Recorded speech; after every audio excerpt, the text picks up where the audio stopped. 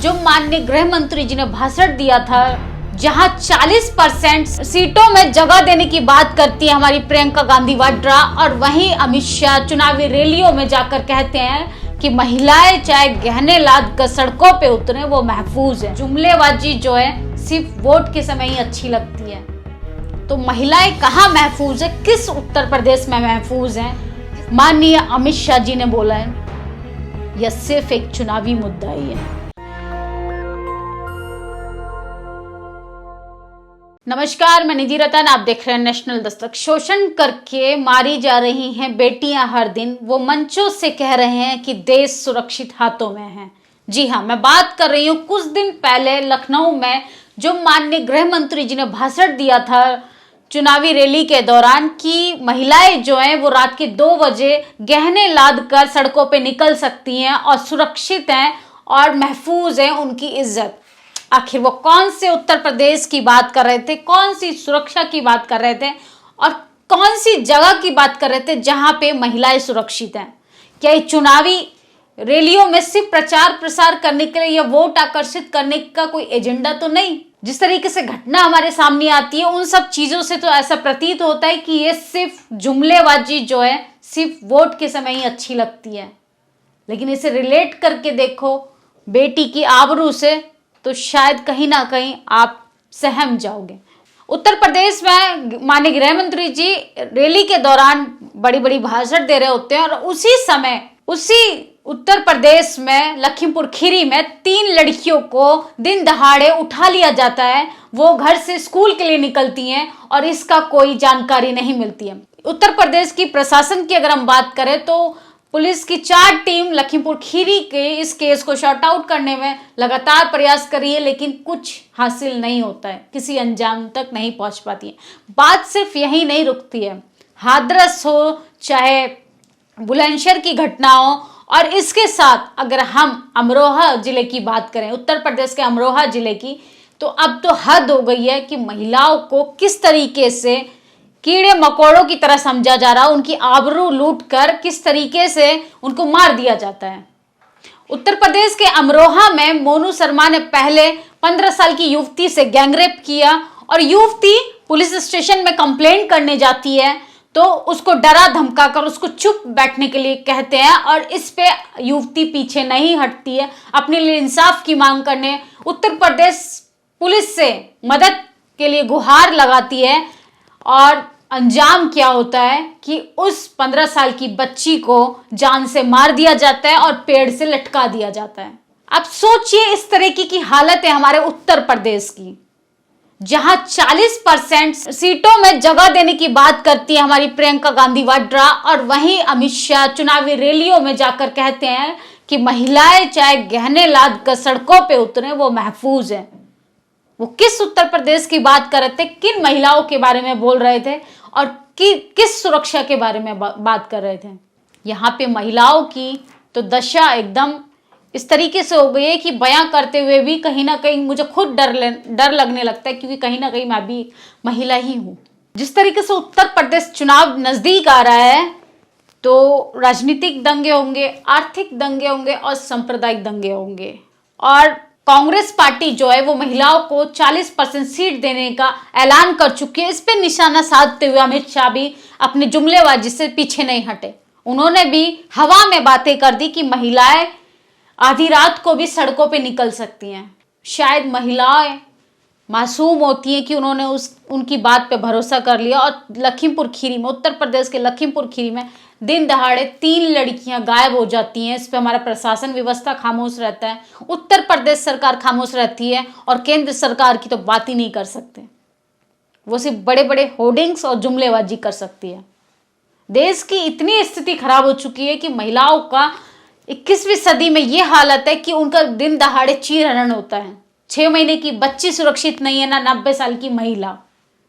इस पे अगर हम बात करें तो सबसे ज्यादा महिलाओं का रेप होता है तो ST/SC माइनॉरिटी और गरीब समाज से जो आती है महिलाएं, उनके साथ, क्योंकि उनको सामाजिक लड़ाई भी लड़नी होती है और पारिवारिक लड़ाई भी लड़नी होती है।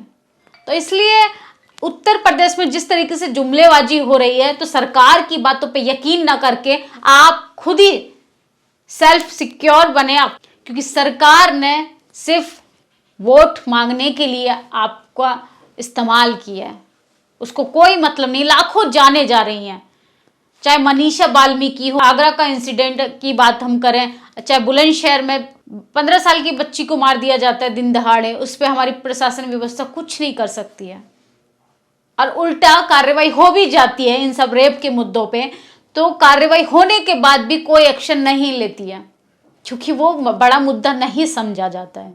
गुजरात दंगे करा के दिल्ली पे कब्जा कर लिया जाता है, और ऐसे तमाम राज्यों में सांप्रदायिक दंगे कराने पे महिलाओं की तो सुरक्षा की बात ही छोड़ दीजिए, महिलाओं के साथ लगातार अपराध हो रहे हैं, उनके साथ रेप, मारपीट और न जाने से तमाम जातीय नफरत जो है वो सामने आती है हमारे सामने। जिस तरीके से मीना कोटवाल के लिए लोग विरोध कर रहे हैं, सिर्फ उनके फेसबुक पोस्ट को लेके लोग इतना विरोध कर रहे हैं कि उनको अपशब्द न जाने तमाम बातें बोल रहे हैं जो एक महिला के लिए शायद नहीं सोची जानी चाहिए। इस पे हमारी प्रशासन व्यवस्था कुछ नहीं करेगी। इसके बावजूद अगर मीना कोटवाल एक पत्रकार है, पत्रकार के साथ जब इतनी बदसलूकी हो सकती है, तो सोचिए एक आम व्यक्ति के साथ, एक आम घर की महिलाओं के साथ क्या होता होगा।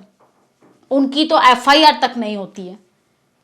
कुछ खबरें हैं जो सोशल मीडिया के थ्रू हम तक पहुंच जाती हैं तो शायद हम आप तक पहुंचा देते हैं, लेकिन कुछ खबरें जो नहीं पहुंच पाती, जहां टीवी अखबार नहीं पहुंच पा रहा है, सोचिए वहां पे क्या हालत है। हम हाथरस कांड जो हुआ था, मनीषा वाल्मीकि के घर गए थे, उनके घर को प्रशासन व्यवस्था ने इस कदर कैप्चर कर लिया है कि जैसे वो छावनी में तब्दील कर दिया हो। पीड़िता परिवार किसी से बात नहीं कर सकता, पीड़िता परिवार मीडिया को अपना दर्द बयान नहीं कर सकता, क्योंकि उनको जान से मारने की धमकी दी जाएगी, उनको जातीय आधार पे उनको डोमिनेट किया जाएगा। तो इसलिए इन सब चीजों से अगर आप उठना चाहते हैं, सरकार की जुमलेबाजी में नहीं पड़ना चाहते हैं, तो आपको कॉन्स्टिट्यूशन को अपनाना पड़ेगा, अपने फंडामेंटल राइट्स पे बात करनी पड़ेगी। सरकार अगर कहती भी है कि आप आधी रात को सुरक्षित हैं, आप यकीन मत कीजिए, क्योंकि वो सिर्फ उत्तर प्रदेश चुनाव की तैयारी हो रही है। आपकी सुरक्षा से सरकार को कोई मतलब नहीं है, प्रशासन को कोई मतलब नहीं है, महिला आयोग को कोई मतलब नहीं है। सिर्फ आप अपने लिए खुद ही लड़िए, खुद ही बोलना सीखिए, क्योंकि आज बाकी लड़कियों के साथ हो रहा है, तो कहीं ना कहीं जो शहरों में महिलाएं हैं उनके साथ भी कहीं ना कहीं होना शुरू हो जाएगा। इसलिए उन मासूम, बेसहारा और बेजुबान लोगों के लिए आवाज बनी है जो शायद अपना दर्द नहीं बयां कर सकती हैं, जिनके पास न सत्ता है न पावर है। उनको प्रशासन व्यवस्था भी डराता है, उनको सरकार भी डराती है, इसलिए लगातार महिलाओं के साथ अपराध बढ़ते चले जाते हैं। रेप सुनने में जितना छोटा शब्द है, उसको महसूस कीजिए कि कितनी भयानक स्थिति होती है जब आप बिना किसी गलती के आपको एक ऐसी सजा भुगतनी पड़ती है जो आपने नहीं की। उसी उत्तर प्रदेश की तस्वीरें देखिए, महिलाओं के साथ लगातार अमरोहा हो, आगरा हो, बुलंदशहर हो, हाथरस हो, और चाहे ऐसे तमाम राज्यों की बात करें, लखीमपुर खीरी की बात कर लेते हैं, ये ऐसे राज्य हैं जहां से लगातार खबरें आती रहती हैं, लेकिन अपराध जो है कम होते नजर नहीं आ रहे।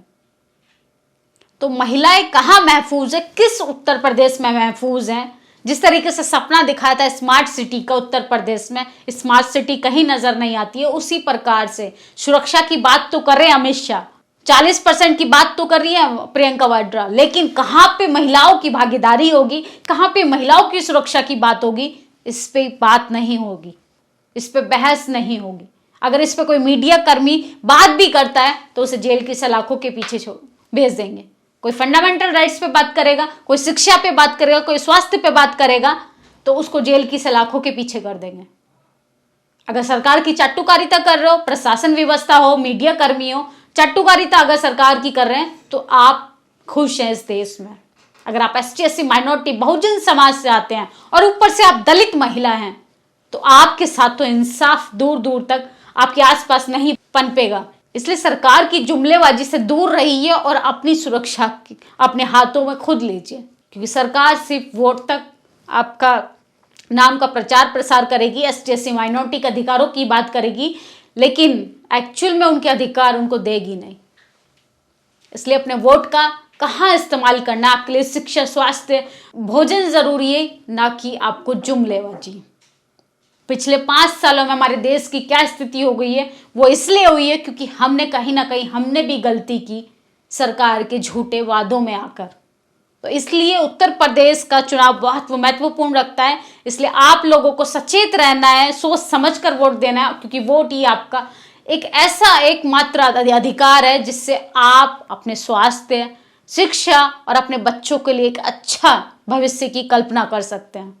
ना आपको मंदिर खाने के लिए देगा, ना अमित शाह की जुमलेबाजी आपको खाने के लिए देगी, ना बड़ी बड़ी पार्टियां भले ही कितने झूठे वादे कर दे, वो आपके काम नहीं आने वाले हैं।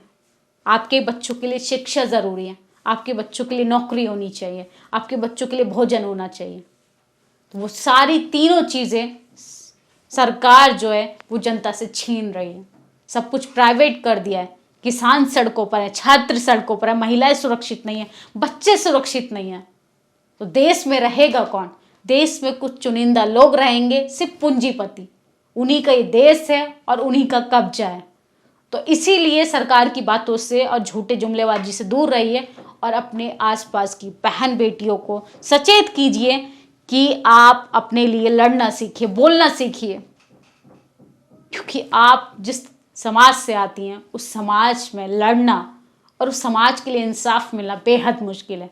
आप लोगों की इन सब चीज़ों पे क्या प्रतिक्रिया? क्या उत्तर प्रदेश में महिलाएं वाकई में सुरक्षित रहेंगी जैसा कि हमारे माननीय अमित शाह जी ने बोला है, या सिर्फ एक चुनावी मुद्दा ही है? आप लोग अपनी राय जरूर दें। धन्यवाद। नेशनल दस्तक की आपसे गुजारिश है कि अगर इसको बचाना चाहते हैं तो नेशनल दस्तक को सब्सक्राइब करने के लिए रेड कलर के सब्सक्राइब बटन को दबाएं, फिर बेल आइकन की घंटी दबाएं। नेशनल दस्तक को बचाने के लिए बहुत जरूरी है कि हर खबर को शेयर करें, लाइक करें, कमेंट जरूर करें।